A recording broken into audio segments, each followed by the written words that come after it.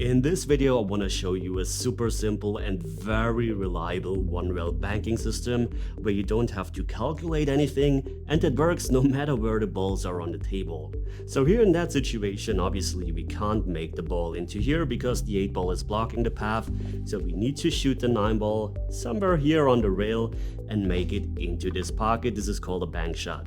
And if you're a very advanced player, you played thousands of shots, you might just want to go to the table, shoot, make the 9 ball, ooh, almost missed it, and then you have a great shot on the 8 ball. But of course, not every one of you is an advanced player. Some are just starting out, and it's still very difficult to find the exact point on the rail to make the 9 ball into here. And this is where the system comes into play. It's very simple. I'm gonna explain it very slow in the beginning, but it works a lot faster if you're using it in a real match. Don't worry, we're just gonna do it very slow one time. So the first step is you want to find the straight line that goes to the center of the ball you want to shoot, and then you just extend the line until your tip is touching that rail. And very important, it has to be centered over the ball. So this would be wrong, this would be wrong. It has to be centered over the object ball. Now push your tip into the rail, because what you want to do is you want to leave your tip where it is and then just bring the cue until it's over the center, over the heart of the pocket you want to shoot it in. So very simple so far, right? Next step, find the pocket opposite to the one you're shooting in, which of course is this right here. And this is now where the difficult part comes into play, but you just need a bit of imagination. Because you want to leave your cue how it is, you want to still hold it, and then you want to imagine a line that goes from this ball into the center of this pocket opposite to the one you're shooting. And this is what you have to imagine. You might want to go down to imagine that. You might want to stand a bit higher, which is usually a bit easier. And then you just imagine that line. And now this line at one point touches your cue. And this is the point you want to find. So I would say if I'm standing like this, I would say the line touches my cue right here. And this is the point I want to remember, because now once again, we're drawing a straight line from that point to the rail. So I would say it should be this point on the rail right here that I just found. And now you already know where you have to aim that 9 ball. And yes, I know this was very slow, but it works a lot faster. But first of all, let's see if this is actually the right point. So leave your tip where it is, bring your cue over the 9 ball, over the center of the 9 ball. This is where it has to go. And now shoot to that point. And very important, don't use any left spin or right spin, and just use a medium speed. So let's see if this actually works out.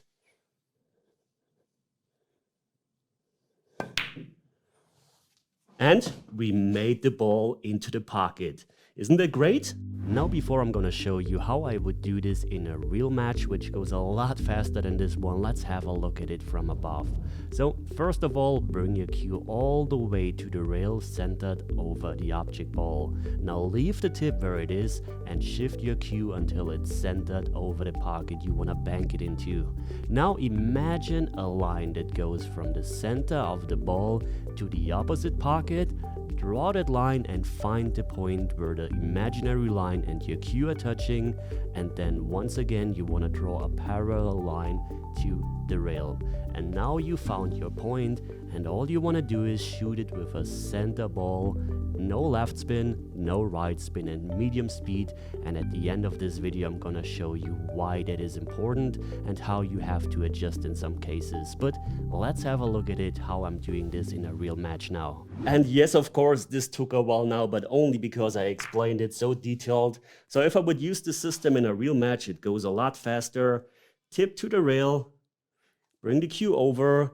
Now visualizing the line, I found that point, I extending the line already, which should be here, bringing it over and shoot with a medium speed.